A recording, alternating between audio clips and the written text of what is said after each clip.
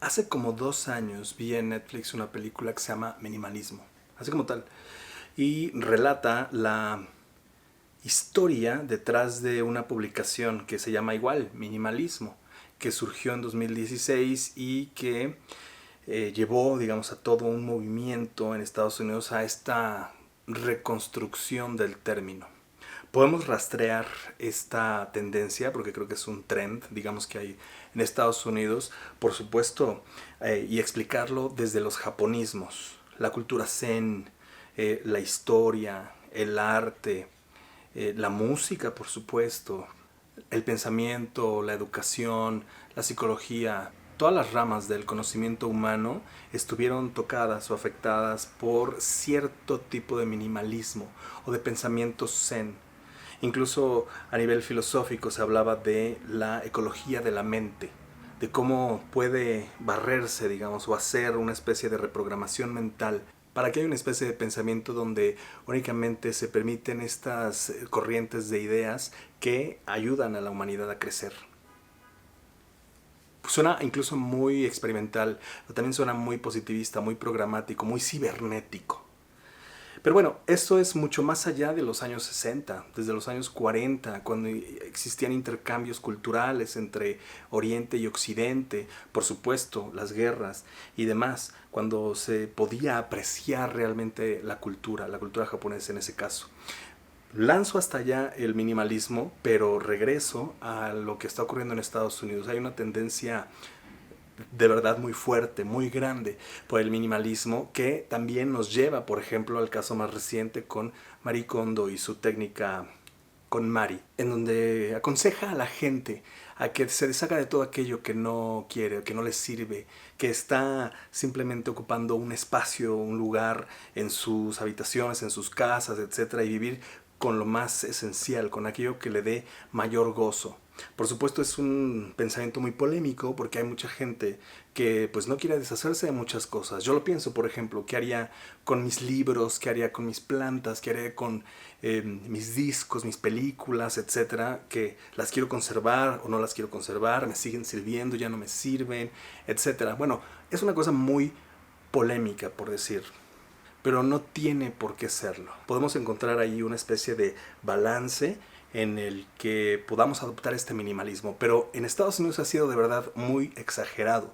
Vivir de una manera casi como espía, con 3 playeras, 2 pantalones, suficiente ropa interior para la semana y 2 pares de zapatos, ¿no? No hace falta más. Sí, puede ser lo que te lleve, digamos, a satisfacer las necesidades primarias para cubrir tu cuerpo, pero suceden otras cosas como el gusto, el diseño, muchas variables, digamos, que construyen también no solo tu personalidad, sino tu estilo, tu gusto y demás, que hay que tomar en cuenta. Entonces, normalmente, digamos, adoptar un sistema de pensamiento y desechar el otro nos lleva a que después se sienta algo de vacío, insatisfacción y demás, y llegará un nuevo sistema de pensamiento, a lo mejor neobarroco, maximalista, etcétera, donde también opere de nuevo el capitalismo, porque hay que decir que todos estos sistemas de pensamientos están operados por el capitalismo.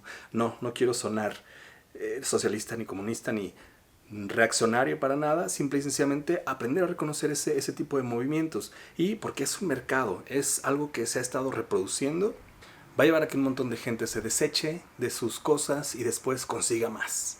Pero no hay que olvidar que todavía estamos en la sociedad de lo desechable. Entonces no solamente vamos a desechar esa tendencia, sino que vamos a continuar con el proceso de producción de objetos que van a ser desechables. Pero bueno, regresando al minimalismo, a mí me parece interesante observarlo, adaptarlo y hacer un balance hacia nuestras vidas. Sí, podemos vivir bien con menos, pero no se trata de vivir cada día con menos, sino se trata de vivir bien con lo que tenemos. Esta idea de austeridad que ya les había hablado un poquito antes. Pero ¿cómo adoptar este minimalismo? Ubico 3 circunstancias, por supuesto, que van a ser a lo mejor hasta las más obvias o fáciles. El minimalismo del entorno que nos rodea, dónde está nuestra casa, qué objetos tenemos o poseemos, nuestra ropa, los coches, los viajes, hasta la cuenta de banco, los amigos, etcétera. Todo ese entorno, digamos, podemos empezar a valorar cada una de esas cosas para ver qué es lo que necesitamos más, qué es lo que nos satisface más, con qué estamos más a gusto. El comportamiento. Un comportamiento minimalista implicaría pues no gastar demasiado, no hacer demasiados regalos, no recibir muchos regalos, tratar de reutilizar cosas, objetos, reciclar, etcétera. Ese minimalismo de nuestro comportamiento donde también está acá, ¿eh? Y es lo que nos lleva al siguiente punto, un minimalismo interno. Practicar esa ecología de la mente y economía del lenguaje.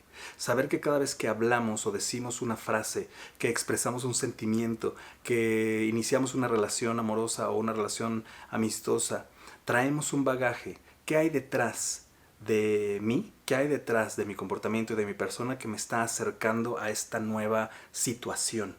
Entonces, ahí sí, a lo mejor si tenemos muchas cosas que nos aquejan, que nos frustran, dejarlas atrás. Esto sí se puede desechar.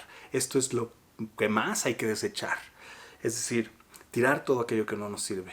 Pero acá, tirar todas estas cosas, recuerdos, frustraciones. Claro, a lo mejor los puedes guardar metafóricamente en una especie como de caja fuerte, hablar de eso cuando lo necesites, cuando lo tengas que recuperar, pero lo esencial es no dejar que esto nos mueva, no dejar que hable por nosotros, no dejar que precisamente se contamine nuestro cerebro, nuestra mente. Y sobre todo un balance. Esto no es un manual, no es un ABC, ni hay que ir palomeando ninguno de estos pasos, por decirlo así. Es un balance, son ideas que se me ocurren que podemos compartir en esta pequeña comunidad de Radio Dreamer. Es ahí donde está, digamos, el truco con la técnica de KonMari, porque no indica cómo deshacerse de los malos sentimientos. Te dice que aprecies y agradezcas aquellos objetos que te han dado algo de gozo, algo de placer o qué sé yo, simplemente por gusto. Pero no te dice qué hacer acá.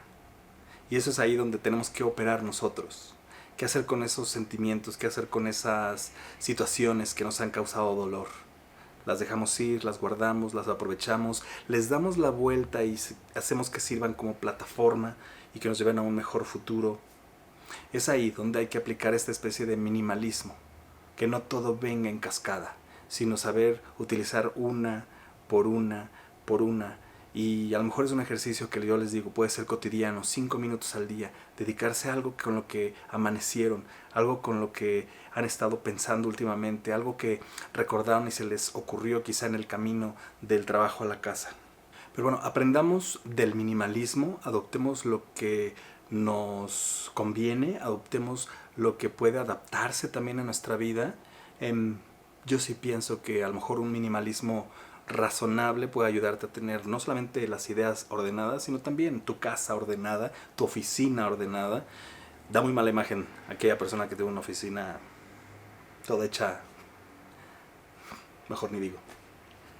Pero bueno, practiquemos este minimalismo según nuestras posibilidades, según nuestras ganas también, según nuestros deseos de entrarle demasiado a este asunto. Les digo, nada más hay que meterse a YouTube y buscar minimalismo para ver cómo existen house tours, room tours, etcétera, de personas que han puesto sus casas todas blancas, sin muebles, solo un tapete, y en el mismo hacen yoga, ejercicio, duermen, tienen relaciones, etcétera, que tienen 3 tazas o 2 tazas o una taza, nada más. Estéticamente es muy bonito, estéticamente es bello, pero pienso que pues ya todos tenemos demasiados objetos que no podemos literal arrojarlos y ver qué sucede con ellos. Pero en fin, como todo trend, esto nace, crece, se reproduce y muere. O sea, en algún momento este asunto del minimalismo va a pasar a segundo plano y llegará un nuevo trend. Pero cada vez que identifiquemos un trend hay que saber, digamos, cómo adaptarlo. No comprarlo inmediatamente, ni tampoco venderse inmediatamente hacia ese trend, sino adaptarlo, saber qué va de ello con nuestra personalidad y si nos sirve, al final de cuentas, en la vida. Pero bueno, aunque no podemos cambiar de sistema de pensamiento cada 2 por 3, vale la pena conocerlos, vale la pena saber de qué van. Pero bueno, ánimo, ya se acerca el fin de semana y el final de este video. Muchas gracias por estar aquí una vez más conmigo.